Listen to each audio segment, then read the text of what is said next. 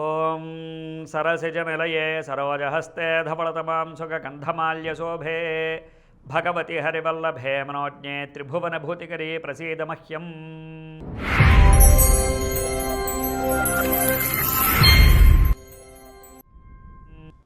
ఇప్పుడు లోకంలో చాలా మట్టుకు నడుస్తూ ఉన్నటువంటిది సనాతన ధర్మం గురించి. కొత్తగా వింటున్నాం ఈ పేరు, సనాతన ధర్మం అంటున్నారు. అసలు ఆ ధర్మం ఏమిటి, సనాతనం ఏమిటి, అసలు మనకి హిందువులమా కాదా, మనం హిందువులమైతే సనాతన ధర్మం ఏమిటి, హిందువులము అని అనిపించుకుంటున్నామా లేకపోతే సనాతన ధర్మం అనిపించుకోవాలా, అసలు మనం ఎవరం, మన మతం ఏమిటి, మనం ఎవరం అనేటువంటి దాన్ని గురించి చిన్న ముక్కలో చెప్పేస్తా. మనది సనాతన ధర్మం అంటే ఒక మతము అంటే అర్థం ఏంటి, ఒక పదార్థాన్ని లేకపోతే ఒక జీవాన్ని నమ్ముకుని లేదా ఒక సిద్ధాంతాన్ని నమ్ముకుని ఉన్నటువంటి సమూహాన్ని మతం అంటారు. ఒక సిద్ధాంతాన్ని నమ్ముకుని ఉన్నటువంటి దాన్ని మతము అంటారు. అది మాది మతము, మా మతాన్ని నమ్మండి, నమ్మి దాన్ని ఆచరించండి అని దానికి ఒక ప్రవక్త కావాలి. అంటే దాన్ని ఆచరణలో పెట్టడానికి, దాన్ని నిరూపించడానికి, దాన్ని అవలంబించడానికి ఒక గురువు ఉండి లేదా ఒక ప్రచారకర్త ఉండి దాన్ని ప్రచారం చేసి దాన్ని అందరికీ కూడా అవలంబించేలా చేసేటువంటి ఒక గ్రూప్ ఉండాలి, ఒక సమూహం ఉండాలి. ఇలా సమూహం ఎవరైతే ఉంటారో దాన్ని మతము అంటారు. ఇది హిందువులకి ఆపాదించబడుతుందా అంటే హిందువులు అనేటువంటిది ముందు మతము అనేటువంటి దాన్ని మనకి విదేశీయులు రుద్దినటువంటి ఒక ఆచారం.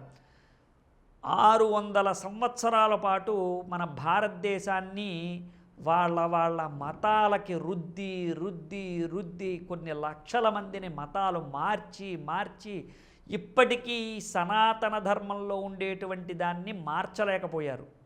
అంటే ఇందులో ఉండేటువంటి నమ్మకాల్ని, ఇందులో ఉండేటువంటి ఒక పవర్ఫుల్ అంటే ఒక శక్తిని వాళ్ళు మార్చలేకపోయారు. దీంట్లోకి వాళ్ళు మారడానికి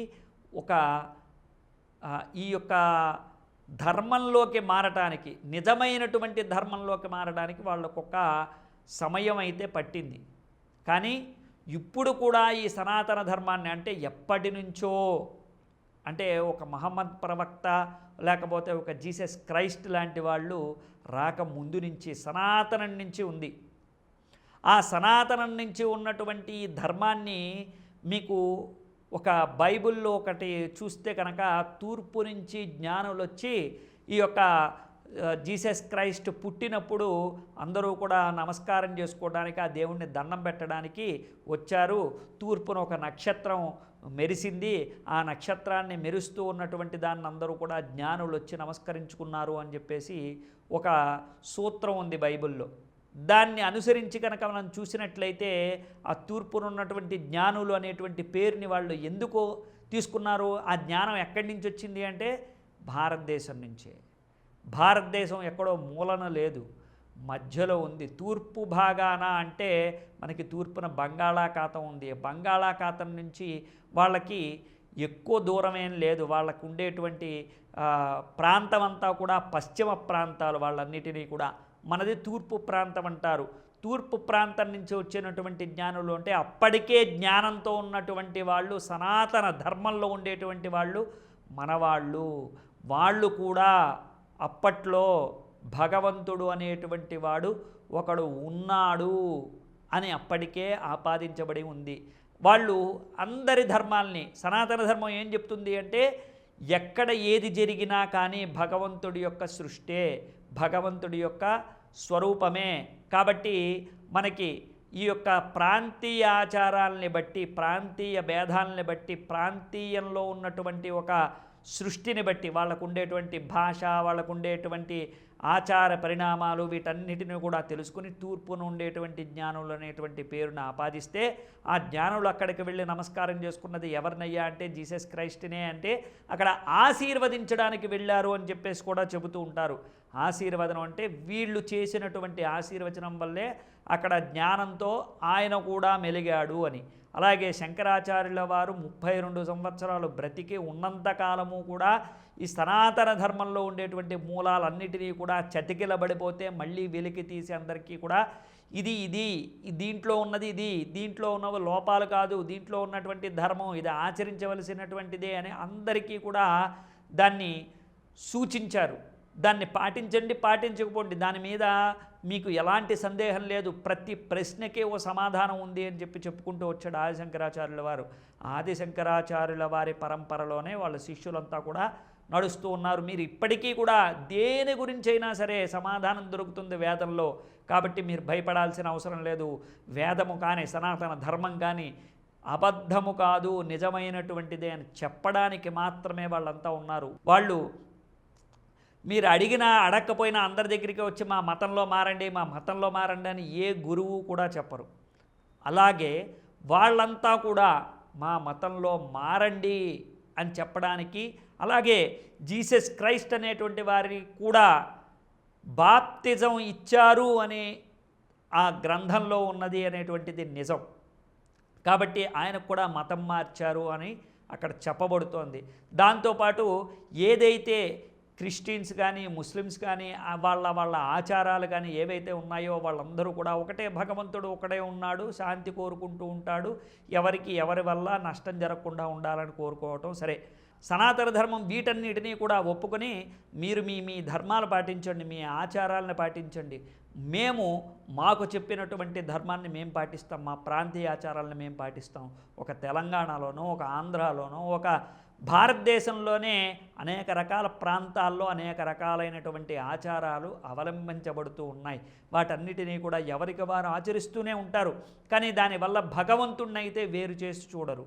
కాబట్టి అలాగే విభిన్న ప్రాంతాలు విభిన్న విదేశాల్లో ఉన్నటువంటి ఆ దేవుళ్ళందరినీ కూడా ఇక్కడ వచ్చి వాళ్ళ ఆచారాలు ఆచరిస్తూ ఉన్నప్పుడు దాన్ని ఎవరు కూడా కాదనలేదు తప్ప, అందరికీ కూడా ఆశ్రయం కల్పించింది తప్ప సనాతన ధర్మం అనేటువంటిది ఒక మతము కాదు, మా మతంలోకి మారండి అని అందుకే అడగదు. ఆ సనాతన ధర్మంలో హిందువులు అనేటువంటి వాళ్ళు, హిందువులు అనబడేటువంటి వాళ్ళు విదేశీయులు రుద్దినటువంటి ఒక పరంపర మాత్రమే. 600 సంవత్సరాలు దీన్ని రుద్ది మనకి మన మతాలన్నిటినీ కూడా చీల్చి చెండాడి మనలో ఉండేటువంటి, మన మతం కాదు మన ధర్మంలో ఉండేటువంటి వాటన్నిటినీ కూడా చీల్చి చెండాడి మీకు వేరే గతి లేదు, దీన్ని పాటించవలసిందే అని చెప్పి దాన్ని బలవంతంగా రుద్ది మన మీద వాళ్ళ యొక్క మత విశ్వాసాలన్నిటినీ కూడా మన మీద రుద్ది మనల్ని ఇబ్బందుల పాలు చేసినటువంటి మాట నిజమే తప్ప మనం మన ధర్మాన్ని ఎప్పుడూ కూడా మర్చిపోలేదు. ధర్మో రక్షతి రక్షితః పరధర్మో భయావహః స్వధర్మే నిధనం శ్రేయః, ఇది భగవద్గీత చెబుతోంది.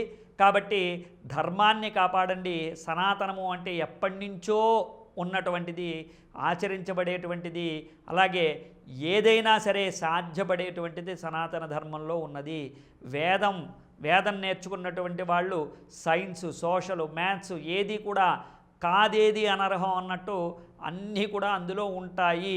వేదం నేర్చుకున్నటువంటి వాడికి, దాని అర్థం తెలుసుకున్నటువంటి వాడికి, దాని మీద శ్రద్ధ భక్తి ఉన్నటువంటి వాడికి దేనికి భయపడడు. దాని మీద ఉన్నటువంటి మక్కువతోనూ దాని మీద ఉన్నటువంటి భక్తి శ్రద్ధలతోనూ దాన్ని ఆచరించి తీరతాడు. కాబట్టి వేదం చెప్పినటువంటిది, ధర్మం చెప్పినటువంటిది మనం నడుచుకుని సనాతన ధర్మాన్ని నిలిపి, సనాతన ధర్మంలో కూడా ప్రతి దానికి ప్రతి సమస్యకి పరిష్కార మార్గం ఉంటుందని తెలుసుకొని ఆ ధర్మాన్ని అవలంబించి ఆ ధర్మం యొక్క ప్రతిష్టని కాపాడి ధర్మో రక్షతి రక్షితః అనుకుంటూ అందరూ కూడా సనాతన ధర్మాన్ని కాపాడండి, సనాతన ధర్మాన్ని నిలపండి. ధర్మాన్ని కాపాడక్కర్లేదు, నిలిపితే చాలు, ఆచరిస్తే చాలు. ధర్మాన్ని ఆచరిస్తే ధర్మాన్ని కాపాడినట్లే. కాబట్టి ఆ ధర్మాన్ని నాశనం చేయకుండా, ఇతర మతస్థులతో కలవకుండా కాపాడే ప్రయత్నం చేయండి. మీకు అంతా కూడా మేలు జరుగుతుంది. సనాతన ధర్మం అంటే ఏంటో అర్థమవుతుంది. శుభం భూయాత్.